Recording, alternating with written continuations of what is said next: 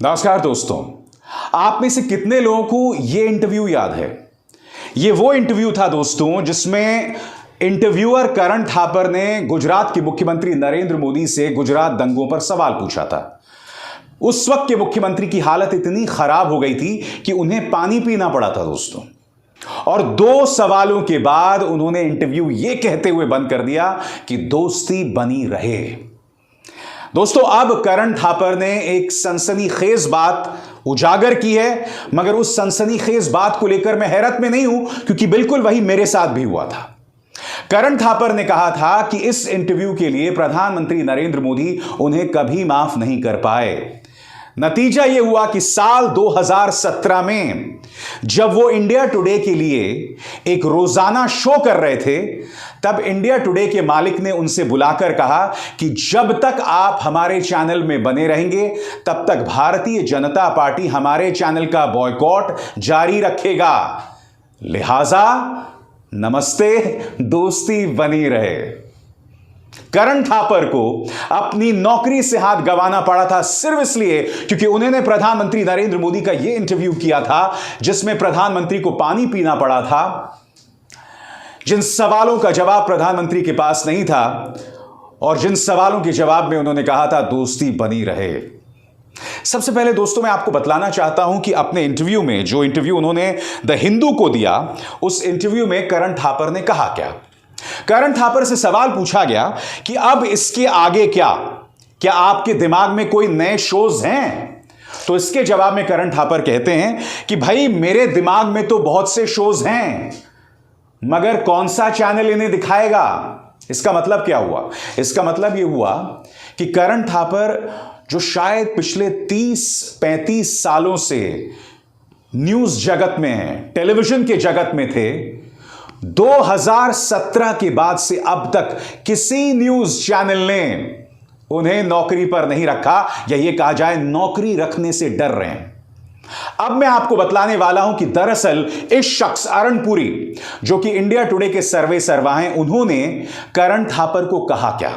वो कहते हैं, जब मेरा कॉन्ट्रैक्ट इंडिया टुडे के साथ 2017 में खत्म हुआ, तब अरुणपुरी ने मुझसे खुलकर कहा कि देखो, मेरी एक बहुत बड़ी समस्या है, जब तक तुम इंडिया टुडे में बने रहोगे तब तक भारतीय जनता पार्टी हमारे चैनल का बॉयकॉट बनाए रखेगा और कोई भी भाजपा का प्रवक्ता या मंत्री हमारे चैनल पर नहीं आने वाला है। इसके जवाब में करण थापर कहते हैं कि जाहिर सी बात है, आपकी प्राथमिकता आपका चैनल है, न कि मेरे जैसा कोई पत्रकार। इसका अर्थ क्या हुआ दोस्तों? भारतीय जनता पार्टी के ब्लैकमेल के चलते करण थापर जैसे वरिष्ठ पत्रकार के कॉन्ट्रैक्ट को इंडिया टुडे ने दोबारा रिन्यू नहीं किया, दोबारा जारी नहीं किया। मगर मुझे हैरत नहीं होती है दोस्तों, मैं जब अपने आखिरी न्यूज चैनल में काम कर रहा था 2018 तक, मैं आपको याद दिलाना चाहूंगा कि मेरे साथ क्या हुआ। मुझसे अचानक डिबेट वाला कार्यक्रम छीन लिया गया, और जब मैंने अपने संपादक से पूछा, तब मेरे संपादक ने दबे सुर में कहा, या दबे स्वर में कहा कि अभिसार, जब तक आप डिबेट करते रहेंगे, भाजपा का कोई भी प्रवक्ता हमारे चैनल पर नहीं आएगा, क्योंकि आपके सवालों का सामना करने को तैयार नहीं है भाजपा के प्रवक्ता। नतीजा यह हुआ दोस्तों कि मुझसे डिबेट के कार्यक्रम छीन लिए गए। उसके बाद मुझे प्राइम टाइम से हटा दिया गया और मॉर्निंग में रख दिया गया। बात वहां पर भी नहीं रुकी, फिर एक दिन ऐसा आया जब मुझे 15 दिन की छुट्टी पर भेज दिया गया, सिर्फ इसलिए क्योंकि मैंने प्रधानमंत्री नरेंद्र मोदी से सवाल किया था, और फिर मुझे वो चैनल छोड़ना पड़ा। इसलिए जो बात करण थापर ने कही है ना, वो बात मुझे हैरत में नहीं डालती, क्योंकि आज की तारीख में हर वो पत्रकार जो सत्ता से सवाल करता है, जो बीजेपी सवाल करता है, उसका यही हश्र होता है। इसी तरह से उसे हाशिए पर कर दिया जाता है। इसी तरह से कोई भी मुख्य धारा का न्यूज चैनल या अखबार उसके लेखों को नहीं छापता, उसके चेहरे को नहीं दिखाता। मैं आपको बतलाता हूं दोस्तों, इस निजाम को, इस भारतीय जनता पार्टी को किस तरह के पत्रकार चाहिए। चलिए, मैं मान जाता हूं कि एक संपादक को एक चैनल भी चलाना है, इसलिए चैनल में पैसा आते रहना चाहिए, मगर मुद्दा वो नहीं है। मैं ये सवाल पूछना चाहता हूं कि क्या ये चैनल्स आपराधिक सोच के पत्रकारों को जगह देंगे? उन पत्रकारों को जगह देंगे जो कथित वसूली के तौर पर 21 दिन तक तिहाड़ जेल में थे। इंडिया टुडे के सर्वे सर्वा अरुण पुरी ने 2017 में करण थापर के कॉन्ट्रैक्ट को रिन्यू नहीं किया था, यह कहते हुए कि जब तक आप हमारे चैनल में, भाजपा हमें बॉयकॉट करेगा। मगर मैं उनसे पूछना चाहता हूं, आपने इस पत्रकार को जगह क्यों दी? यहां पर आप देख सकते हैं, ये हिडन कैमरे में कथित वसूली कर रहा है और फिर देखिए जेल भी गया। इस व्यक्ति को आपने क्यों जगह दी? और जगह दी तो दी, अभी 2 ही दिन पहले यह व्यक्ति यह कार्यक्रम कर रहा था। यह देखिए, मजार जिहाद। एक ऐसे वक्त दोस्तों जब देश के गृह मंत्री हनुमान जयंती पर और राम जयंती पर यह अपील कर रहे हैं कि भाई सुख शांति बनाए रखें, दंगा ना भड़काएं, अराजक बातें ना करिए, खुलेआम ऐसे संवेदनशील मौके पर मजार जिहाद जैसे कार्यक्रम कर रहा है। याद कीजिए, जब यह व्यक्ति जी न्यूज में था तब इसने 15 या 20 किस्म के जिहाद पर यह कार्यक्रम किया था। मैं फिर अरुण पुरी से सवाल पूछना चाहता हूं कि 2017 में आपने करण थापर को सिर्फ इसलिए उनका कॉन्ट्रैक्ट रिन्यू नहीं किया क्योंकि भाजपा के डर से, भाजपा आपको डरा रही थी, भाजपा आपको बॉयकॉट कर रही थी, मगर यह व्यक्ति जो खुलेआम आपके न्यूज चैनल पर यह जहरीला कार्यक्रम करता है मजार जिहाद जैसे। याद कीजिए, मोरबी पुल हादसा हुआ था, यह व्यक्ति जो लोग पुल हादसे में मारे गए थे उन पर दोष मढ़ रहा था। याद कीजिए, जब इंटरेस्ट रेट बढ़ गए थे, ईएमआई के दर बढ़ गए थे, तब यह व्यक्ति यह कह रहा था कि पुराने जमाने में लोग जो हैं लोन नहीं लेते थे, यानी कि जो लोग लोन ले रहे थे उसे यह व्यक्ति आज तक के मंच पर बैठ के गाली दे रहा था। मैं यही तो पूछना चाहता हूं अरुण पुरी साहब से, क्या मजबूरी है आपकी? और देखिए, मुद्दा सिर्फ अरुण पुरी का नहीं है। मैं आपको बतलाना चाहता हूं दोस्तों कि इस निजाम को, इस सत्ताधारी भारतीय जनता पार्टी को किस तरह के पत्रकार चाहिए। यह कार्यक्रम देखिए जो एबीपी न्यूज में चला गया। किरण रेड्डी जो हैं वो बीजेपी में शामिल होते हैं। किरण रेड्डी कौन है? आंध्र प्रदेश के पूर्व मुख्यमंत्री हैं। जब आंध्र प्रदेश यूनिफाइड था, यानी कि जब तेलंगाना और आंध्र प्रदेश में विभाजित नहीं हुआ था, किरण रेड्डी शामिल होते हैं। और देखिए एबीपी न्यूज क्या चला रहा है। कर्नाटक चुनाव से पहले कांग्रेस को झटका। यह व्यक्ति किस पार्टी का है? कांग्रेस का है। कहां का है? आंध्र प्रदेश का है। मगर एबीपी न्यूज क्या चला रहा है? कर्नाटक में झटका। मैं जानता हूं 1 महीना रह गया है कर्नाटक के चुनावों में, और हर चैनल जो है वो इसी तरह से भारतीय जनता पार्टी की सेवा कर रहा है, मगर इस कदर गलत बयानी, यह हरकत है तुम्हारी। वो व्यक्ति जो आंध्र प्रदेश का है, तुम अपने दर्शकों को यह झूठी खबर दे रहे हो कि कांग्रेस को कर्नाटक में झटका लगा। और सबसे बड़ी बात, पिछले 1 या 2 महीने में क्या आप जानते हैं कि भारतीय जनता पार्टी के कम से कम 5 विधायक बीजेपी छोड़ के कांग्रेस में शामिल हो गए हैं कर्नाटक में? क्या किसी भी न्यूज चैनल ने यह खबर आपको बतलाई है? बिल्कुल नहीं। मगर एक नेता, एक कर्नाटक का नेता भी नहीं है जो आंध्र प्रदेश का नेता है, किरण रेड्डी, एक फुका हुआ कारतूस, वो व्यक्ति बीजेपी में क्या शामिल होता है? एबीपी न्यूज ये बताता है कि कांग्रेस को कर्नाटक में झटका। यह है इन चैनल्स की असलियत। ये लोग इस तरह से भारतीय जनता पार्टी की सेवा करते हैं। जाहिर सी बात है, जब बीजेपी से कोई तीखे सवाल करेगा तो ये लोग उन पत्रकारों को क्यों बर्दाश्त करेंगे? वो लोग क्यों करण थापर को या रवीश कुमार को या मुझे अभिसार शर्मा को बर्दाश्त करेंगे? बिल्कुल नहीं करेंगे। जो बात करण थापर ने कही है हिंदू के इंटरव्यू में, वो मुझे हैरत में नहीं डालती, क्योंकि वही हकीकत है। मैं आपको बतलाना चाहता हूं इन्हें किस तरह के पत्रकार चाहिए। सबसे पहले दोस्तों ये ट्वीट देखिए। Rahul Gandhi Italian cultural centre जाते हैं डिनर करने के लिए। अब इस ट्वीट में देखिए, यह व्यक्ति बता रहा है, क्या बता रहा है कि राहुल गांधी जो हैं संसद से बर्खास्त होने के बाद फ्रस्ट्रेट होके इटालियन कल्चरल सेंटर में डिनर कर रहे हैं। अब आपको लगेगा ये भाजपा का कोई ट्रोल है, आपको लगेगा कि ये स्मृति ईरानी है जो इस तरह का बयान दे रही है। नहीं, ये पत्रकार हैं, किस चैनल के? एबीपी न्यूज के।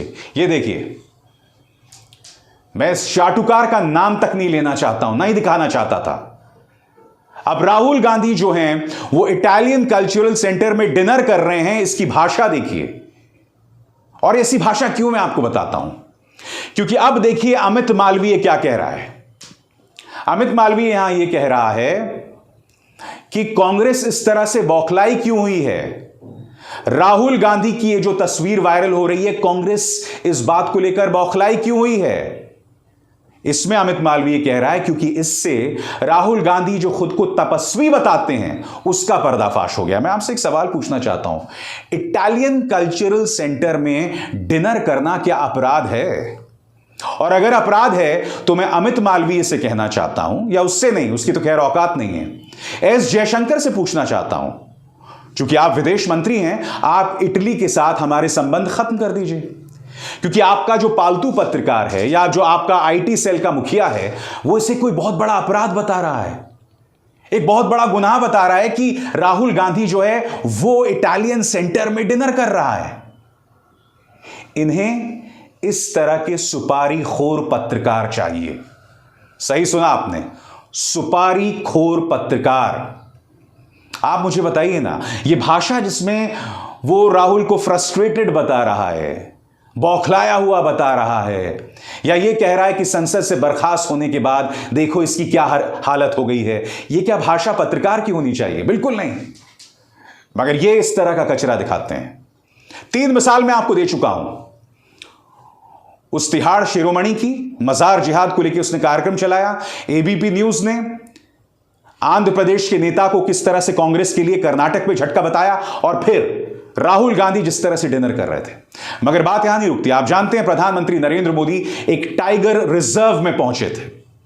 चूंकि कर्नाटक में चुनाव होने वाले हैं तो प्रधानमंत्री नरेंद्र मोदी इस वेशभूषा में पहुंचे वहां पर। तमाम न्यूज चैनल्स में दिन भर यह खबर छाई रही, और किस तरह की चाटुकारिता हुई यह मैं आपको दिखलाना चाहता हूं, जिससे आपको पता चलेगा कि हमारी मीडिया की क्या दशा है। ये देखिए, सबसे पहले पापा की ये परी कह रही है, photography is a way of feeling, of touching, of loving. What you have caught in film is captured forever. It remembers little things long after you have forgotten everything. इस तरह से प्रधानमंत्री नरेंद्र मोदी जो फोटो खींच रहे हैं उसका प्रचार हो रहा है। इनमें से किसी की हिम्मत नहीं है यह कहने की कि रामनवमी के दौरान या हनुमान जयंती के दौरान जो तनाव पैदा हुआ, जिस तरह से टी राजा सिंह जो पड़ोसी तेलंगाना का विधायक है खुलेआम भड़काऊ बयान दे रहा था, प्रधानमंत्री नरेंद्र मोदी उस पर पूरी तरह से खामोश थे। कोई न्यूज चैनल उनसे यह सवाल नहीं पूछेगा। आगे देखिए साहब, एबीपी न्यूज, प्रधानमंत्री मोदी ने तमिलनाडु के मुद्दुमलाई टाइगर रिजर्व का दौरा किया। उनका एक वीडियो भी सामने आया है जिसमें वो हाथियों को खाना खिलाते नजर आ रहे हैं। प्रधानमंत्री मोदी थेप्पकड़ू कैंप में हाथी को खाना खिलाते हुए, जंगल सफारी पर प्रधानमंत्री का जुदा अंदाज हर न्यूज चैनल दोस्तों छाया हुआ है। ये देखिए जी न्यूज, प्रधानमंत्री मोदी की जंगल सफारी, हाथियों से प्रधान का प्यार। Times now Bharat, news 18 India. मगर इन पर कार्यक्रम किस तरह से किए गए दोस्तों, वो मैं आपको दिखलाना चाहता हूं। मोदी मोदी जपे जपरोवा, वाह क्या बात है। पीएम मोदी का न्यू लुक, नया स्टाइल देखा क्या? 2024 का प्लान, मोदी के मुरीद हों मुसलमान। कर्नाटक चुनाव में टाइगर की एंट्री बदलेगी केमिस्ट्री। कर्नाटक के बांदीपुर टाइगर रिजर्व पहुंचे प्रधानमंत्री मोदी। इस तरह के कार्यक्रम चलाए जाते हैं जब प्रधानमंत्री नरेंद्र मोदी तमिलनाडु और कर्नाटक के टाइगर रिजर्व्स में कदम रखते हैं। और दूसरी तरफ Rahul Gandhi Italian cultural centre में डिनर क्या करते हैं? सबसे पहली बात, आप उनकी तस्वीर को इस तरह से लीक नहीं कर सकते। कोई व्यक्ति अगर डिनर कर रहा है तो आपको उसकी इजाजत के बगैर यह तस्वीर नहीं खींचनी चाहिए। मगर ऐसा हुआ, मगर यह पहली बार नहीं हुआ। आपको याद होगा जब राहुल गांधी काठमांडू गए थे अपनी एक दोस्त की शादी में, तब यह तस्वीरें लीक हुई थी। क्योंकि जब राहुल गांधी शादी में गए थे तो उसके बाद वो और उनके दोस्त जिनकी शादी हुई थी वो लोग एक नाइट क्लब में गए थे डिनर करने। इन्हीं तस्वीरों को लीक किया गया था, और न सिर्फ लीक किया गया था, जिन लड़कियों के साथ राहुल गांधी इस तस्वीर में दिखाई दे रहे हैं, उनके साथ राहुल गांधी के रिश्ते भी जोड़ दिए गए थे। एक कोई अभिनेत्री हैं, उन्होंने राहुल गांधी के साथ फोटो खिंचवाई थी, तो यह कहा गया था कि राहुल गांधी का इनके साथ अफेयर चल रहा है, और इसके पीछे भी वही भाजपा का अश्लील तंत्र। मैं आपसे एक सवाल पूछना चाहता हूं कि विपक्ष के नेता की छवि का इस तरह से अपराधीकरण, मगर प्रधानमंत्री नरेंद्र मोदी अपनी जिम्मेदारियों से बचते हुए कर्नाटक और तमिलनाडु के टाइगर रिजर्व्स में पहुंच जाते हैं, इस तरह से महिमा मंडन होता है। अब आप समझे कि करण थापर के कॉन्ट्रैक्ट को क्यों नहीं रिन्यू किया गया। अब आप समझे कि न्यूज चैनल्स में अभिसार जैसे पत्रकारों की जगह क्यों नहीं है। हालांकि एक बात स्पष्ट कर दूं कि मैं जिस मंच पर आपसे जुड़ा हूं, मुझे इस मंच पर आपसे जुड़े रहने की बेतहाशा खुशी है, क्योंकि मैं आपकी आवाज बगैर डरे बेखौफ उठा सकता हूं। किसी का दबाव नहीं है मुझ पर।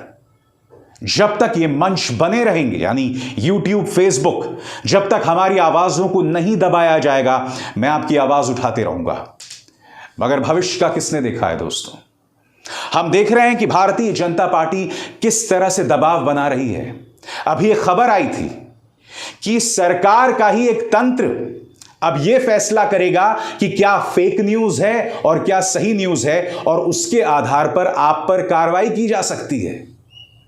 मैं फिर आपसे पूछना चाहता हूं, क्या यह फैसला करने का अधिकार सरकार के किसी तंत्र को होना चाहिए? नहीं होना चाहिए, मगर ऐसा हो रहा है। क्यों? क्योंकि यह सरकार तमाम ताकत को अपनी हाथ में रखना चाहती है, नहीं चाहती है कि कोई भी उनसे सवाल करे। आलोचना तो बहुत दूर की बात है। जब उन्होंने राहुल गांधी का यह हश्र कर दिया है, संसद के अंदर उनके भाषण को नोच दिया जाता है, उनकी संसद की सदस्यता खारिज हो जाती है, उन्हें घर से निकाल दिया जाता है। यानी कि देश की एक बड़े राष्ट्रीय दल के सबसे बड़े नेता का यह हाल किया जा रहा है, तो पत्रकार जो अकेला खड़ा है, यानी कि मेरे जैसा पत्रकार, आप सोच सकते हैं ये लोग क्या क्या नहीं कर सकते। मगर ऐसे कहते हैं ना दोस्तों, जब तक है जान, जब तक वाणी है, जब तक वाणी में कपकपाहट नहीं है, वाणी में तेज है, तब तक मैं आपकी आवाज बनता रहूंगा, सत्ता से सवाल करता रहूंगा, पीछे नहीं हटने वाला हूं, कोशिश करते रहूंगा जब तक कर सकूं। अभिसार शर्मा को दीजिए इजाजत। नमस्कार।